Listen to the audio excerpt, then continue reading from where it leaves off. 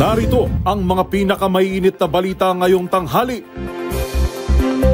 Babaeng nagbebenta ng shabu, patay ng barili ng mismong katransaksyon nito sa Antipolo. Nagbitiw na si Commissioner Babe Singson, umapela sa Kongreso na ipasa ang panukalang magpapalakas sa ICI.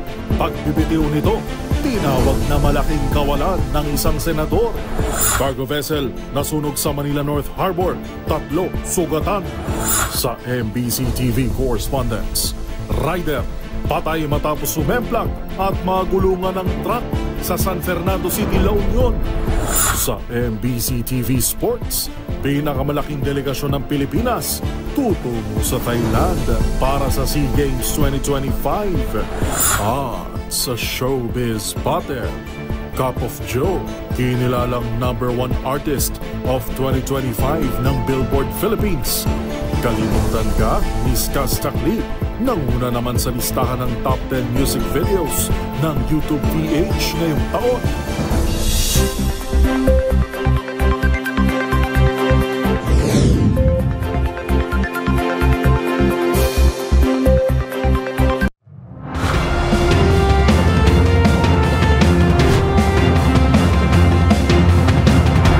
Bawat balita, makabuluhan.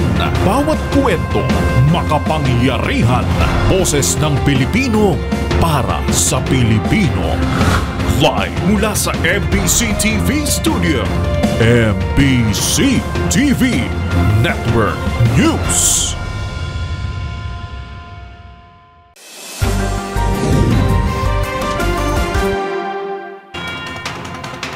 Pilipinas, una sa ating mga balita. Patay ang isang babae matapos malapitang barilin ng lalaking binebentahan umano nito ng ipinagbabawal na droga sa Antipolo City. Ang suspect hindi umano nakapagtimpi sa biktima na ilang ulit siyang pinagmumura dahil lang hindi ito bumili ng kontrabando. Narito ang report ni Edniel Parosa.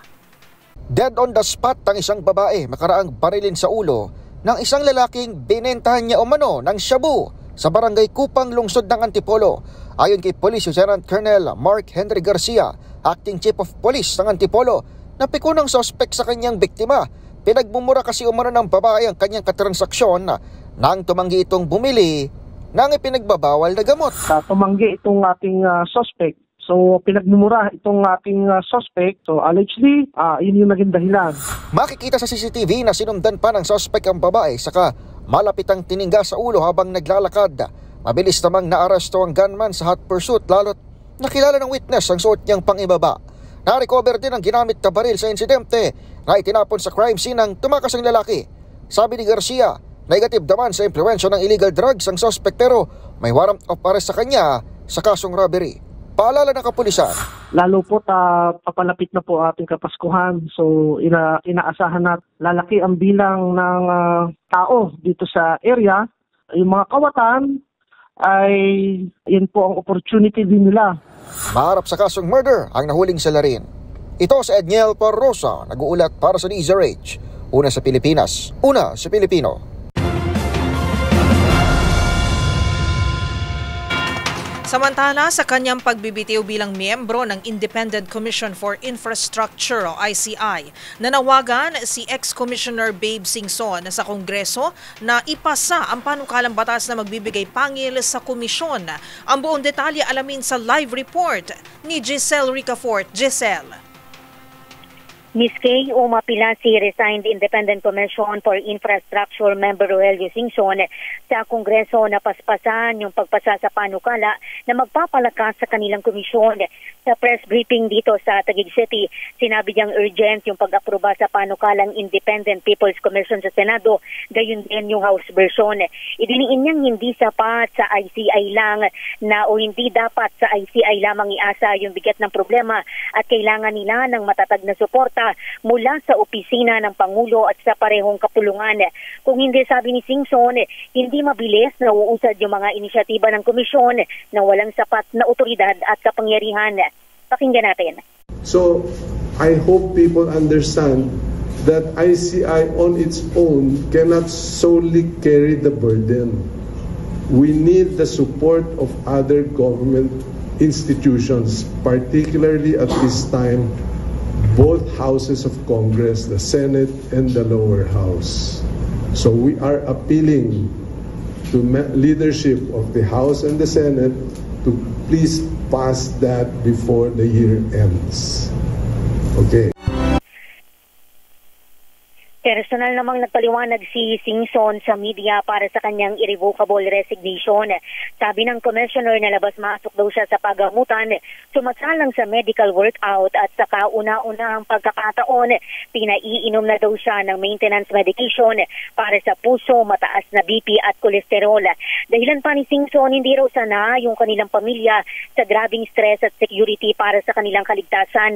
Naniniwala siyang nagawa na niya yung mga kailangan niyang gawin para sa Independent Commission at nais na rin daw niya ng privacy ngayon. Nilinaw naman ni Singson na walang political pressure at walang silang natatanggap na anumang security o death threat. Bagamat irrevocable yung pagbibitiw na epektibo sa December 15 ngayong taon, nangako siya kay ICI Chairman Andy Reyes na available siya sa sakaling kailanganin pa ng komisyon yung kanyang serbisyo lalo na sa teknikal. Pakinggan natin. Because of the stress, my 77-year-old body cannot take it anymore. That's the other half of the situation. I've been in and out of the hospital. I just came from a medical workout this early. So, alam niyo na, pagka nag-medical workout ka, jeta ka ng 10 hours. No? Maaga kang magigising, blood extraction. This is the first time in my life that I've been asked to take maintenance medication for heart, high BP, high cholesterol, high creatinine, name it, everything is red flag in my body. Samantala, Ms. Kay, wala pa rin kumpirmasyon yung Independent Commission kung sino na yung sasalang sa kanilang pagdinig, pero una na nilang inanunsyo na ngayong linggo. Pero wala pang eksaktong petsa, haharap sa komisyon si Presidential son, Congressman Sandro Marcos, gayon din si Congressman Pulong Duterte, ang anak ni dating Pangulong Rodrigo Duterte, na naglabas na ng kanyang pahayag kanina na nagde-decline doon sa investasyon ng komisyon. Ito si Giselle Ricoport para sa DZRH sa Pilipinas, una sa Pilipino. Maraming salamat, Giselle Ricoport, nag-uulat live mula sa tanggapan ng ICI dyan sa Taguig City.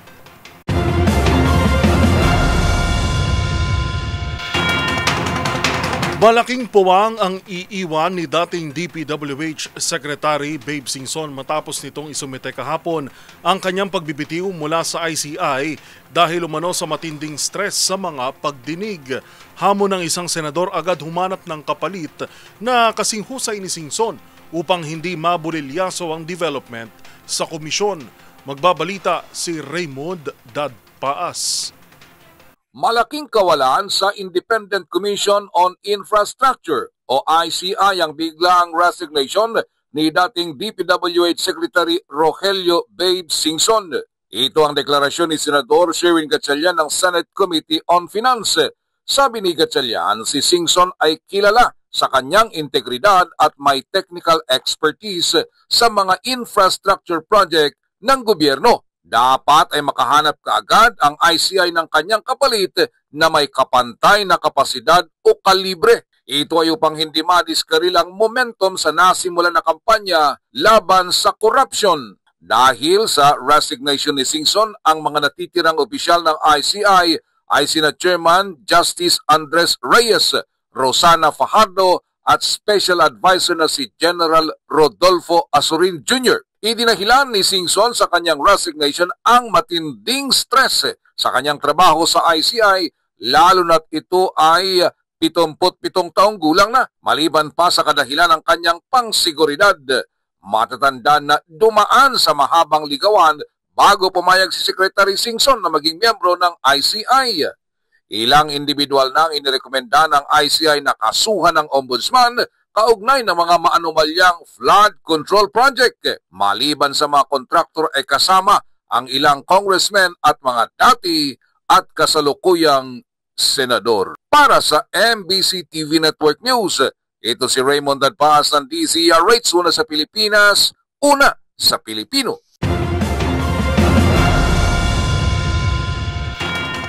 Bubusisiin ng National Bureau of Investigation o NBI ang mga dokumentong nakalap mula sa 2 condo units ni Zaldico na posibleng magamit na ebidensya sa flood control scandal at budget insertions.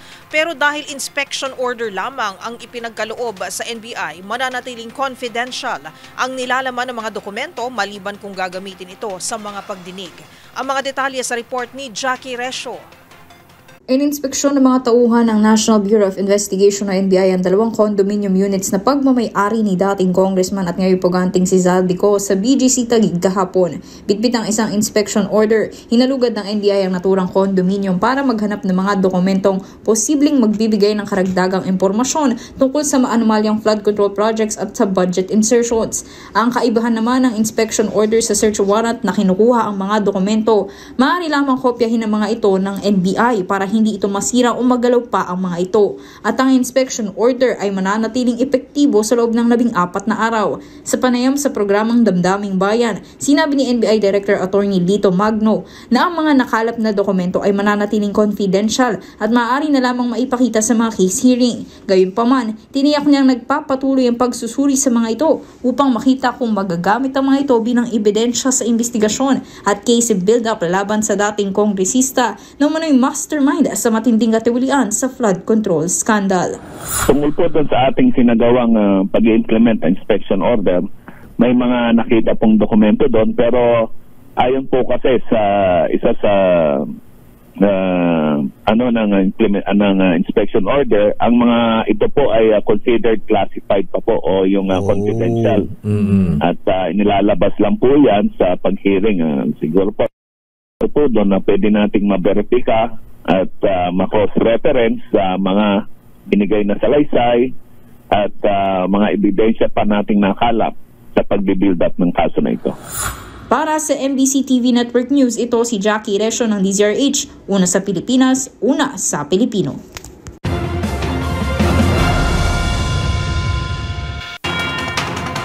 Sumiklab ang sunog sa isang cargo vessel sa Pier 12 North Harbor, Tondo, Maynila, pasado alas 6 kagabi.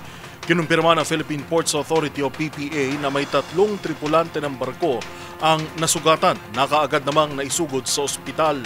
Sa ulat ni RH27 Noche Cacas, biyaheng probinsya ang cargo vessel at paalis na sana nang mangyari ang sunog na naapula bago mag-alas 9 kagabi.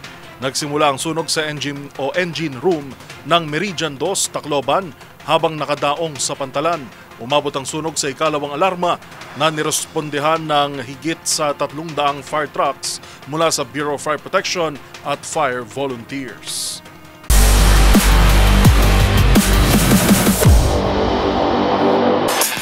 Naghahanda na ang Pilipinas para sa pinakamalaki nitong delegasyon sa 2025 Southeast Asian Games sa Thailand, kung saan mahigit 1,600 miyembro ng national team ang sasabak para makasungkit ng medalya. Kasabay niyan, kasama sa mga ipinagkaloob na tulong ang dagdag allowance, Christmas bonus, specialized travel perks at mas modernong cashless access. Narito si Matchpoint Millie Borja.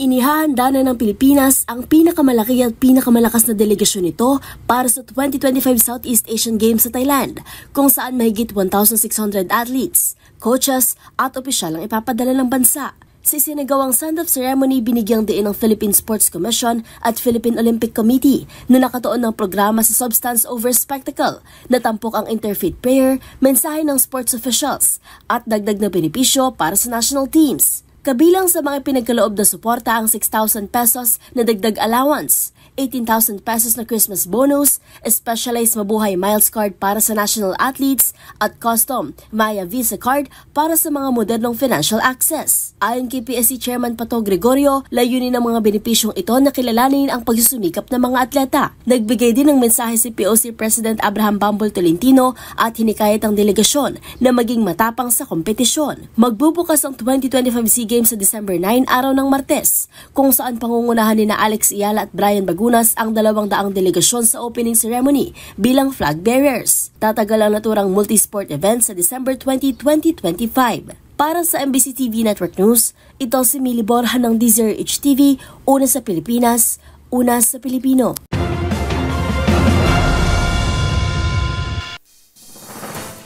Narito ang mga balitang dapat ninyong abangan. Mga regulasyon sa pagpayag sa executive sessions, pinasisilip ng isang kongresista.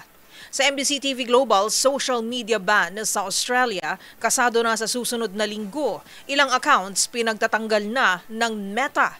At sa Showbiz Spotted, ruta ng Metro Manila Film Festival Parade o MMFF, Parade of Stars sa December 19, inilabas na ng MMDA. Lahat ng yan sa pagbabalik ng MBC TV Network News.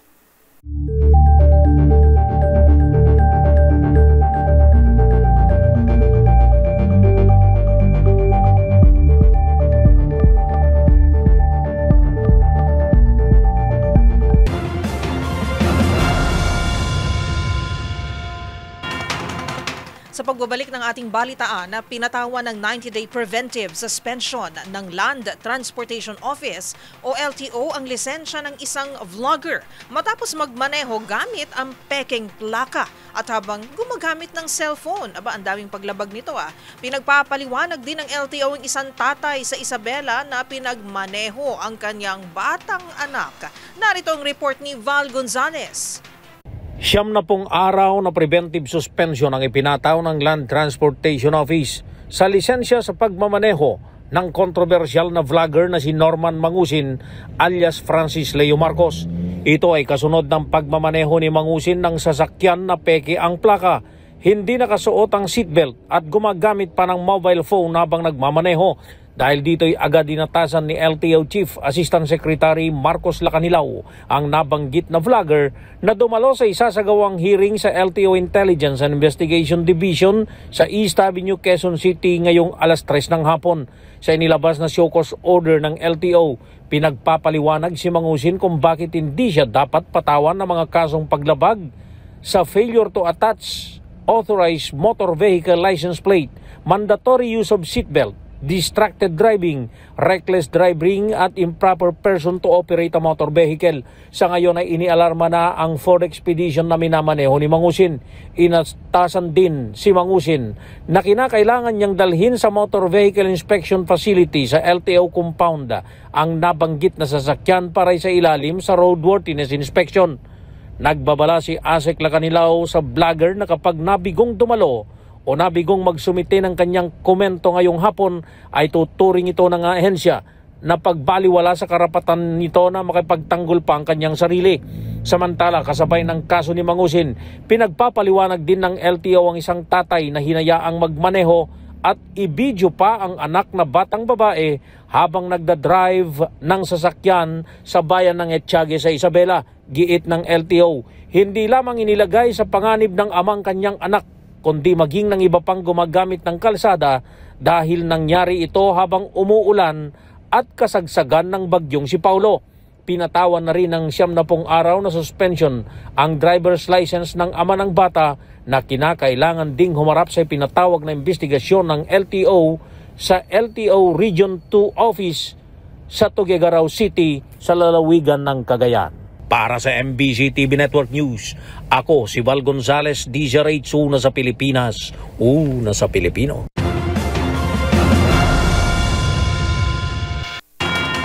Sa iba pang balita, nababahala naman si Bicol Saro Party List Representative Terry Ridon sa tila pag-abuso ng ilang kongresista sa sunod-sunod na humihiling ng executive session mula sa Independent Commission for Infrastructure o ICI. Apela ng kongresista, plansyahin ang guidelines lalo't lumalabas na tila maluwag ang komisyon.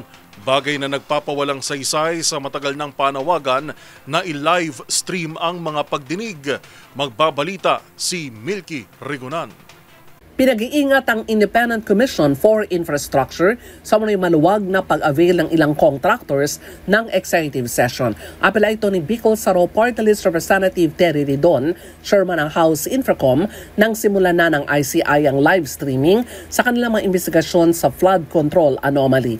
Ayon kay Ridon, dapat maging malinaw din ang regulasyon ng ICI sa pag-avail ng executive session sa kanilang mga iniimbestigahan. Sabi ni Ridon, ang layunin ng live streaming ay para maging transparent sa publiko ang takbo ng investigasyon at kung palagi ang papayagan ng executive session, mawawala ng saysay kung bakit pinayagan ng live streaming. Gate ni Ridon, ang mausapin lamang na may kinalaman sa national security o legitimate state secrets ang dapat payagan ng criteria para sa executive session. Samantala, sinabi ni Ridon, may tuturing na setback sa sinasagawang investigasyon ng ICI ang resignation ni dating DPWH Secretary Rogelio Babe Singson bilang commissioner. Gate ni Ridon, dapat magtalaga ng kapalit si Pangulong Bongbong Marcos ng katulad na kalibre at integridad ni Singson. Para sa MBC TV Network News, ako si Mil Gregunan, una sa Pilipinas, una sa Pilipino.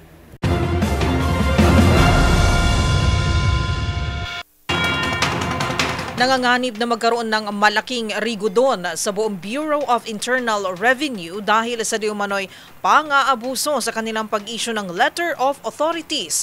Ayon mismo kay Internal Revenue Commissioner Charlito Mendoza.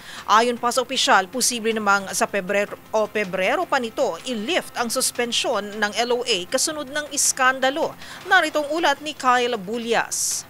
Posibleng magkaroon ng balasahan sa mga opisyal ng Bureau of Internal Revenue sa mga susunod na linggo. Ayon kay BIR Commissioner Charlito Martin Mendoza, nasa proseso na sila ng pagsasagawa ng performance review sa kanilang mga opisyal. Kabilang dito ang mga regional at assistant regional directors at mga revenue district officer. Sa panayam ng DZRH News, sinabi ni Mendoza na mayroong mga kailangang baguhin sa kanilang sistema at maging sa mga gawain ng kanilang mga kasamahan. Kabilang narito ang pag-streamline sa proseso ng pag-i-issue ng Letter of Authorities at Mission Order at sa kanilang mga isinasagawang field audit. Ilan lamang aniya sa natatanggap nilang reklamo ang dami ng LOA na ipinapadala sa isang taxpayer. The challenge din sa taxpayer noon, if he is receiving multiple LOAs, although covering different types of taxes, na legally po pwede po naman, I'm sure interconnected po yun. So yung mga sinabit yung dokumento, especially kung voluminous, in response to this particular LOA, isasabit na naman niya dito sa panibagong LOA. So tinitinan ko ho, kung maybe I'm thinking the possibility of, tingnan natin yung mga regular units ng BIR na baka maaring sila na lang ang mag-issue ng LOA at mag-conduct ng audits. Sabi ni Mendoza, posibleng tumagal ito ng hanggang 3 buwan, kaya maaaring i-lift ang suspension sa paglalabas ng LOA at MO sa katapusan ng Enero o sa unang linggo ng Pebrero. Mayroon ding inilabas na email address ang BIR kung saan maaaring magpadala ng reklamo mga taxpayer o magbigay ng suhestyon para mapabuti pa ang kanilang serbisyo sa publiko. Sa kasalukuyan ay nakatanggap na anya sila ng mahigit sa 100 email mula pa noong nakaraang linggo na magiging basehan naman ng kanilang technical working group para makabuo ng mas maayos na sistema sa loob ng ahensya. Para sa MBC TV Network News, ito si Kyle Bulyas ng DZRH. Una sa Pilipinas, una sa Pilipino.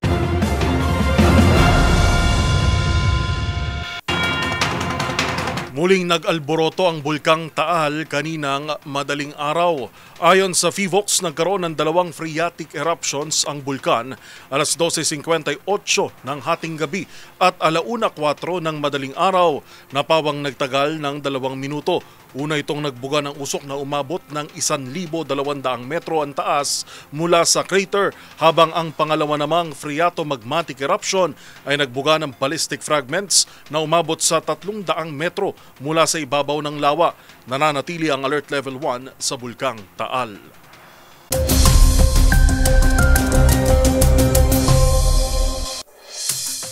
Isa ng ganap na bagyo ang low pressure area sa silangan ng Eastern Visayas at pinangalanan na itong bagyong Wilma. Ito na ang ika-23 bagyo na pumasok sa bansa ngayong taon. Nakataas na ngayon ang Tropical Cyclone Wind Signal number 1 sa buong Eastern Visayas, Surigao del Norte, kabilang na ang Siargao at Bukas Grande Islands at ang Dinagat Islands. Base sa pinakahuling analysis ng Pag-asa, ito ay maaaring maglandfall sa Eastern Visayas o Dinagat Islands sa bukas ng gabi o umaga ng Sabado at tutumbukin ng Visayas sa susunod na linggo. Samantala sa ating lagay ng panahon, uulanin pa rin ang ilang bahagi ng bansa dulot ng amihan at ang pagbabalik ng shear line. Ang dalawang weather system ay magpapaulan sa Cagayan Valley, Cordillera Region, Aurora at Quezon. Gayon dito sa Catanduanes, Albay, Sorsogon, Northern Samar, Eastern Samar at Samar. Magiging maaliwalas naman ang panahon sa nalalabing bahagi ng bansa maliban na lamang sa banta ng localized thunderstorms pagdating ng hapon o gabi.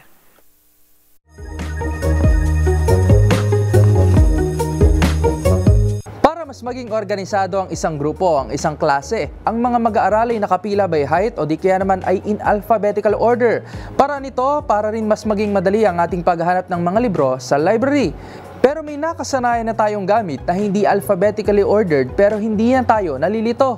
Alamin na this, bakit nga ba QWERTY ang unang mga letra sa ating keyboard? Noong 1870s, madalas na nagkakaproblema ang mga typewriter kapag masyadong mabilis ang kanilang pagtitipa. Ang mga mechanical arm na ginagamit sa machine ay naiipit na nagdudulot ng pagkabagal at abala sa pagtatype, lalo na sa mga dokumento at news article na dapat mabilis ang produksyon. Kaya naman, ang inventor na si Christopher Latham Schultz ay nagdisenyo ng QWERTY layout para maihiwalay ang mga letra na karaniwang magkakasunod at may iwasang mag-stock ang mechanical arms ng machine. Bukod dito, pinag-isipan din niya ang mga pwesto ng madalas gamiting letra sa posisyon na madaling maabot ng ating mga daliri para mas maging madali ang pagtatype ng mga common word.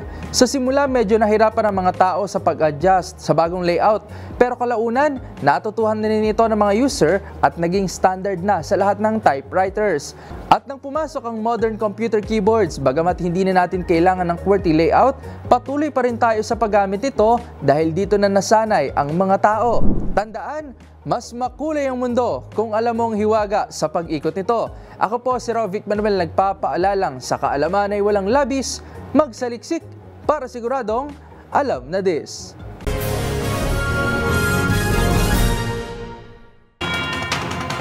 Nagsimula nang magtanggal ang tech giant company na Meta ng mga account sa Facebook, Instagram at Threads mula sa Australia na pagmamay-ari ng mga bata na edad 16 anyos pababa, alinsunod sa inaasahang social media ban sa December 10. Samantala, may pasaring naman si US President Donald Trump para sa bansang Somalia at Somali immigrants kung saan nagpapatuloy ngayon ang immigration lockdown. Ang mga balita mula sa ibayong dagat tinutukan sa Global Headlines Report ni James Galange.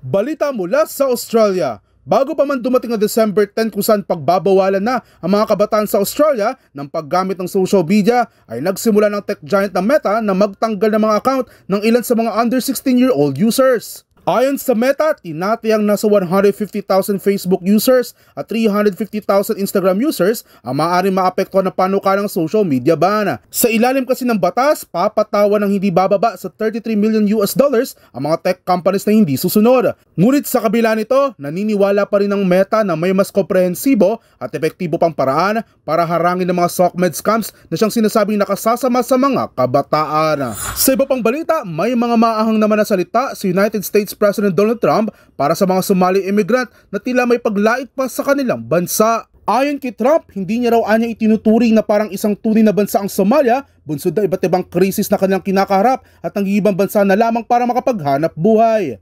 Sa report naman ng US Immigration and Customs Enforcement o ICE, tinatayang nasa 80,000 Somali immigrants ang nakatira sa US kung saan karamihan ay nasa Minnesota na ninirahan. Pahayag naman ni Hailani Hussein, Executive Director ng Council of American Islamic Relations Minnesota Chapter, karamihan sa mga nasabing bilang ay ganap ng US citizen at ang iba naman ay nilalakad pa ang kanilang US citizenship. At yan naman nakalap nating balita mula sa iba't ibang panig ng mundo. Para sa MBC TV Network News, ito si James Galangin ng DZRH TV, una sa Pilipinas, una sa Pilipino.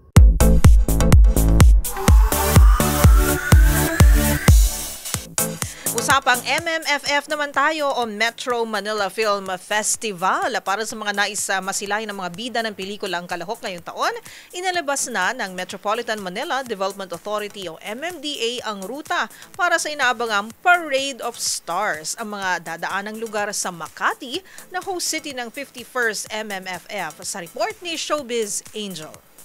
A new era for Philippine cinema. Yan ang tema ng ika-51 edisyon ng Metro Manila Film Festival. Pero bukod sa mapanood sa mga sinihan simula sa araw ng Pasko, isa rin sa mga inaabangan ang parada ng mga bidang artista ng pelikula, sakay ng mga nagkagandahang karosa.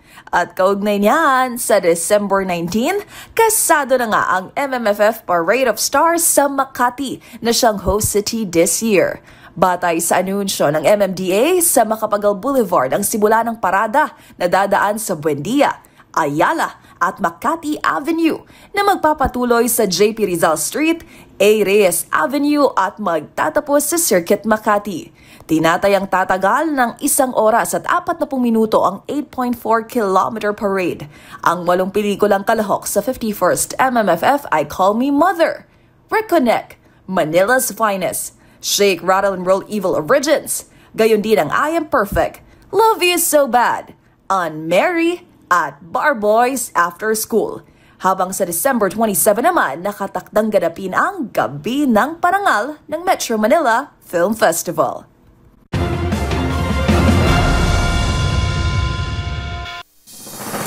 Abangan sa aming pagbabalik, lalaking tumatawid lang sugatan ng mahagip ng sasakyan sa Limay, Bataan. Sa MBC TV Sports Pilipinas, inanunsyong host ng Red Bull Half-Court World Finals sa 2026. At sa Hoy, Bawal Yan, parusa sa mauhuling nagtitinda ng botcha.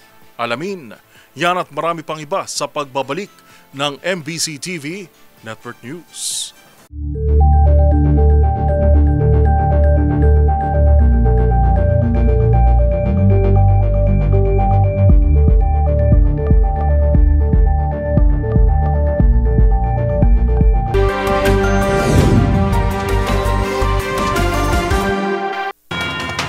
Sa pagpapatuloy ng ating balitaan, pasintabi po sa lahat at sensitibo ang ating susunod na balita. Patay ang isang rider sa San Fernando City sa La Union na hindi lang sumemplang sa motor, nagulungan pa ng truck. Yan at ang iba pang rumarapitong balita mula sa probinsya, hatid ng iba't ibang istasyon sa ilalim ng MBC Media Group.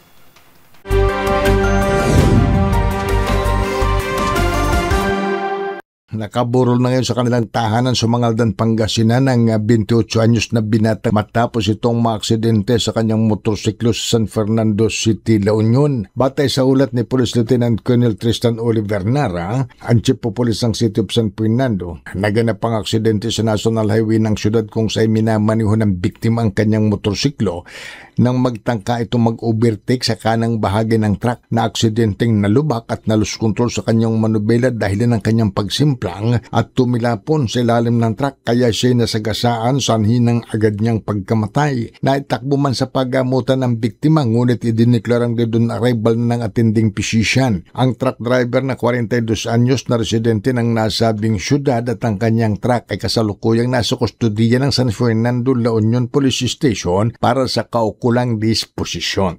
Mula sa Action Radio Pangasinan para sa MBC TV Network News, ito si Freddy Fajardo, arrested una sa Pilipinas, una sa Pilipino. Kasalukuyang ginagamot ngayon sa isang paggamutan ng isang lalaki matapos mabangga ito ng isang sasakyan sa Roman Highway, Barangay Alangan, Limay, Bataan, na naganap ang aksidente alas 10:20 kagabi. Batay sa investigasyon, isang Toyota Wigo na kulay orange metallic na minamaneho ng isang 31 anyos na lalaki na residente ng Pilar Bataan. Ang aksidenteng nakabangga sa tumatawid na lalaki sa nabanggit na lugar na residente rin ito sa nasabi ding barangay. Nagtamo ng mga sugat ang biktima na agad isinugod ito sa isang paggamutan sa Balanga City. Nasira rin ang kaliwang bintana ng sasakyan at inaalam ang halaga nito. Kasalukuyang nasa kustodiya na ng Limay Municipal Police Station ang driver para sa kaukulang disposisyon at kasong isasampa. Para sa MBC TV Network News, RH37, Danny Kumilang. Una sa Pilipinas, una sa Pilipino. Naantamo ng sugat sa katawan ang 21 taong gulang na binata sa bayan ng Katarman ng pagsasaksakin ito ng kanyang nakaalitan. Naganap ang insidente sa Barangay Yakal na naturang bayan. Ang biktima ayon sa report ng PNP Katarman, kinilala na si Perdito, 21 taong gulang at residente ng naturang barangay ng Yakal. Ayon pa sa report ng PNP, ang itinuturing suspect sa nasabing pananaksak ay nakilala na si Macario, 20 taong gulang. Sa investigasyon ng kapulisan, sinaksak ng suspect ang biktima ng maraming beses at nagtamo ng sugat sa tiyan at kanang bisig gamit naman ang isang balisong. Agad naman na naaresto na nasabing akusado sa kanyang tirahan. Nakakulong na ito ngayon at nahaharap sa karampatang kaso. Samantala, ang nasabing biktima ay dinala sa Northern Samar Provincial Hospital para sa agarang medikal na atensyon at sa kasalukuyan ng pag-alaman na patuloy pa rin itong ginagamot. Ang insidente patuloy na inimbestigahan ng mga pulis. Mula sa MBC TV Network News, RH34 Shane Galit Bantayan ng DCRH, una sa Pilipinas, una sa Pilipino.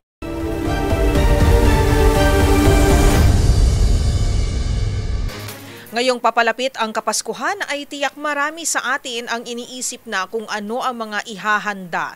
Hindi na nga mawawala dyan ang mga karneng ulam. Ngunit sa ganitong panahon din ay maaaring magsulputan muli ang mga iligal na nagtitinda ng double dead meat o yung tinatawag natin na botcha. Ang mga karampatang parusa sa negosyanteng nagbebenta ng botcha, alamin sa report ni Rose Babiera.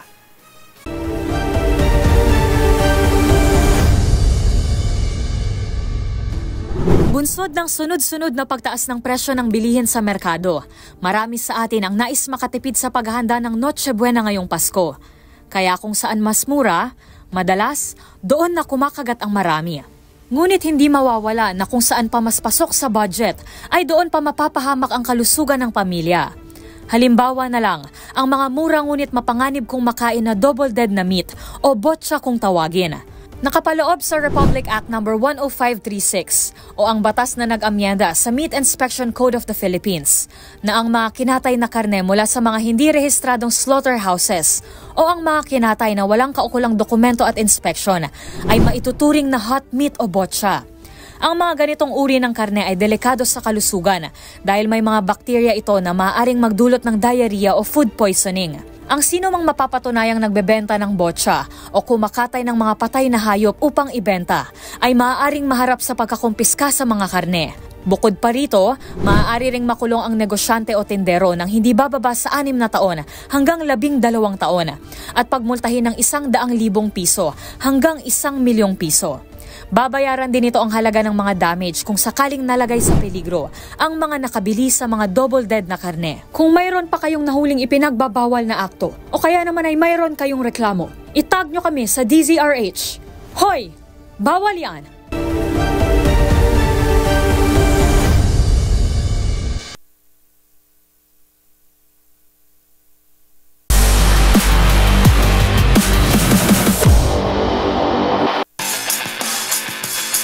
Inanunsyo na ang Pilipinas bilang susunod na host ng prestigyosong 3x3 basketball na Red Bull Half Court 2026 World Finals.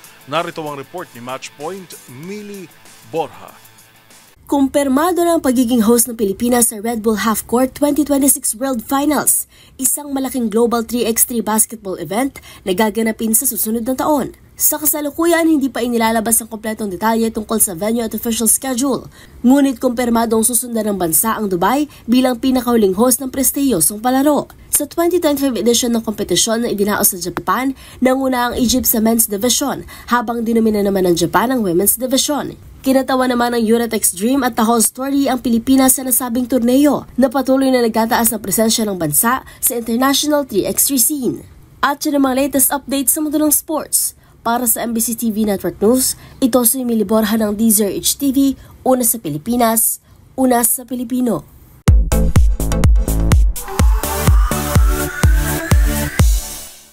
Patuloy ang pamamayagpag ng bandang Cup of Joe sa mundo ng original Pinoy music. Ang multo hitmaker itinanghal bilang #1 artist of 2025.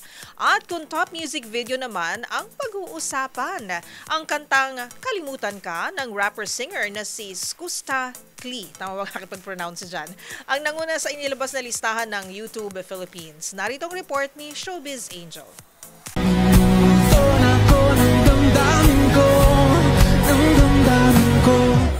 Hindi multo, kundi buhay na buhay at nanguna ang Cup of Joe na itinanghal bilang #1 artist of 2025 ng Billboard Philippines. Special thanks sa kanilang viral hit Multo na siyang longest running #1 single sa Hot 100 chart ng Billboard PH at may hawak din ng titulong Song of the Year mula sa nagdaang Filipino Music Awards. Magunita na last April, gumawa rin sila ng kasaysayan bilang first Filipino act na nakapasok sa Billboard Global 200. Sa tagumpay na ito, very proud naman ang jowas of fans ng bandang binubuo ni Gian, Rafael, Gabriel, CJ at Sen. Kung top music video naman sa YouTube Philippines ang pag-uusapan, Hindi na ba nakalimutan ang kalimutan ka? Ang Kalimutan Ka ng rapper-singer na si Skusta Klee ang nanguna na tumabo na ng mahigit 127 million views. Habang nasa second and third spot ang Golden at Soda Pop na OST ng most watched Netflix film of all time na K-pop Demon Hunters. Nakapasok din sa ika-4 na pwestong hit song Tibok ng rising artist na si Earl Agustin at panglima ang I'm a Flirt ng hip-hop artist na si Nate Man.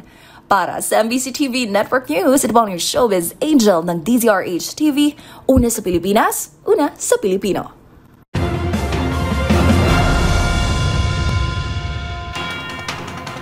At yan ng mga nakalap naming balita ngayong araw ng Huwebes. Meron na lamang tayong partner. Ilang araw na lang? 21 araw bago ang Pasko. Bilis ng panahon. Ang bilis. Ready na ba ang mga small exchange gifts nyo? Ready, yung ready trending na. sa TikTok. Na small, kahit maliliit na items, mas maganda yung marami. Inexpensive, para mas masaya. Tapos dapat may theme, di ba, partner? Ito po, si Yuel Reyes. At ako naman po, si Karen Oyong. Magkita-kita tayong muli bukas, araw ng Biyernes, para sa mga balitang makabuluhan, mga kwentong makapangyarihan. Atid ang boses ng Pilipino para sa Pilipino. Ito ang MBC TV Network News. Una sa Pilipinas, una sa Pilipino.